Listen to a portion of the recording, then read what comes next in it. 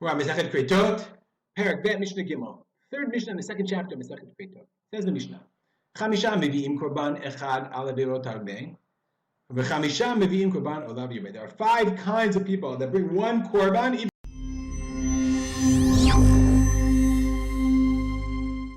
though they sinned multiple times. And there are 5 types of people that bring a korban olav yireh. Korban olav yireh, we're going to see, they actually list the korbanot here. There are 2 others, 3, but there are 3 plus 2. The korban olav yireh is a korban that is brought, the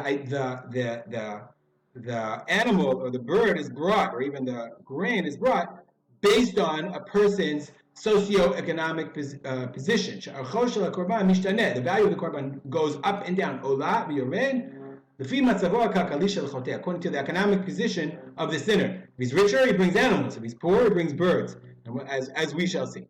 Okay? We're going to see in a future Mishnah. These are the following people that bring one korban for many sins. We're talking about a shivcha charufa, which we're going to discuss what that is, the shivcha charufa. If he sleeps with her many times, okay, you only bring one korban. We learn that from the Sukkim. The Bartanur points out, he says that's only if you sleep with one woman a number of times. But if you sleep with a bunch of women, no, then you bring different korbanot.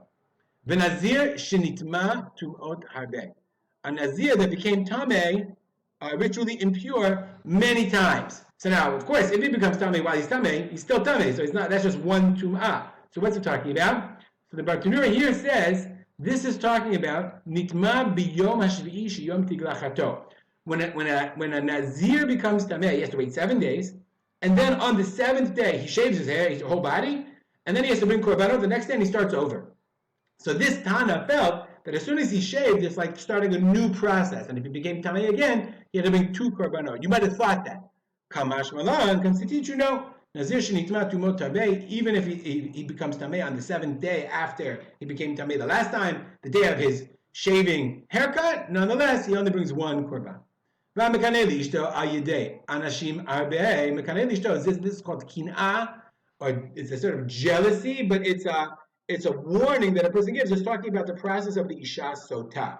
Isha Sotah is the woman who enters into seclusion with a man who's not her husband after her husband warned her not to do it. He was suspicious of her, and he says, don't go into seclusion, don't be mityachedet, don't go away and be in seclusion with that man. And she did it anyway.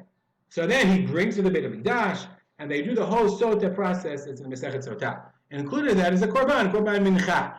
So let's say he told her, I don't want you to be there with Bob and with Frank and with Abraham and with Moshe, none of those guys. And she's Anashim Arbeh, and she was mityachedet with a bunch of men. So does she do 5 Sotah processes or 1? The answer is only 1.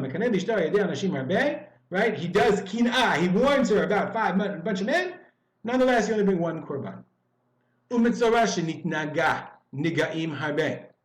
A mitzorah that was afflicted by a number of afflictions, a number of cases of leprosy.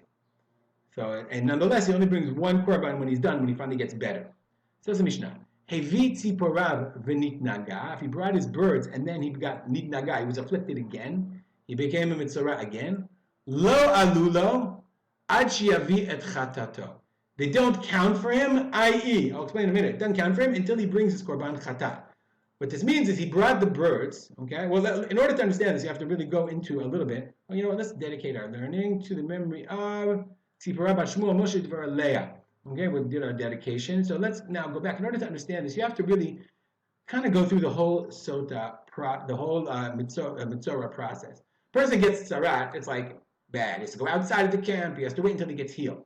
If he gets healed, and the Kohen says, Taharata, you're okay, you're better. Now start the healing process. So the first thing he does, he brings birds, 2 birds. The Kohen shechs 1 bird, frees 1 bird, he dips the blood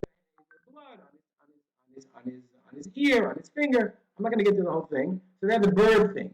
Then he shaves all his hair. He washes his clothes. He takes his clothes to the mikvah and goes to the mikvah himself. And then he has to sit for 7 days outside the camp. That's step 1. It's a long process. On the 7th day after that, he waits 7 days. He shaves all of his hair. He again goes to the mikvah, washes his clothes. He puts his clothes to the mikvah. Now on the 8th day, so that's birds, 7 days, shaving, and then on the 8th day, it depends if he's rich or if he's not. And this is one of the olav yireh we're going to talk about.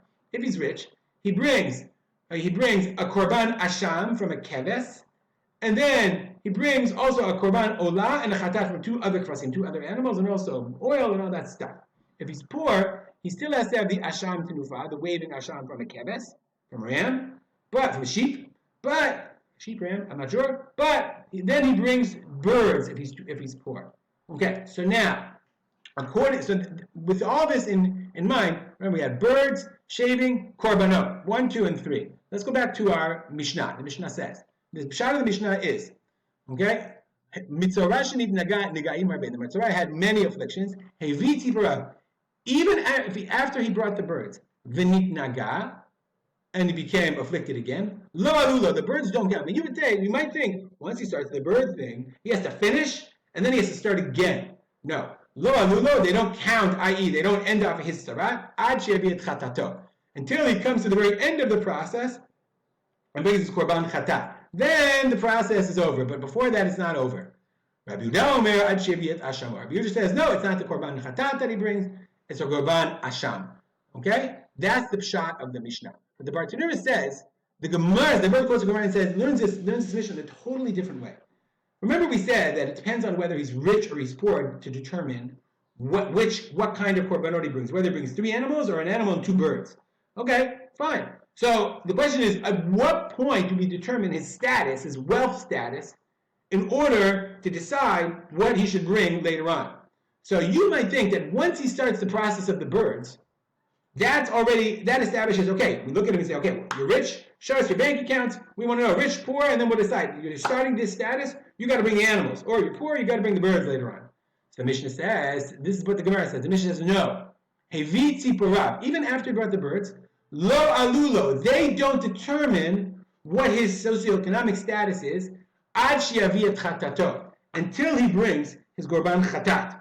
Because until he brings the korban chatat, we can't decide whether he's rich or poor. Only once he's going to bring that korban itself, then we decide. Rabbi Yehuda Omer, ad she'yavi et asham. Rabbi Yehuda says, no, it's not the korban chatat decides, but rather it's the korban asham. All right, we dedicated our learning. Hope all is well, but explain it clearly, so make it a great day.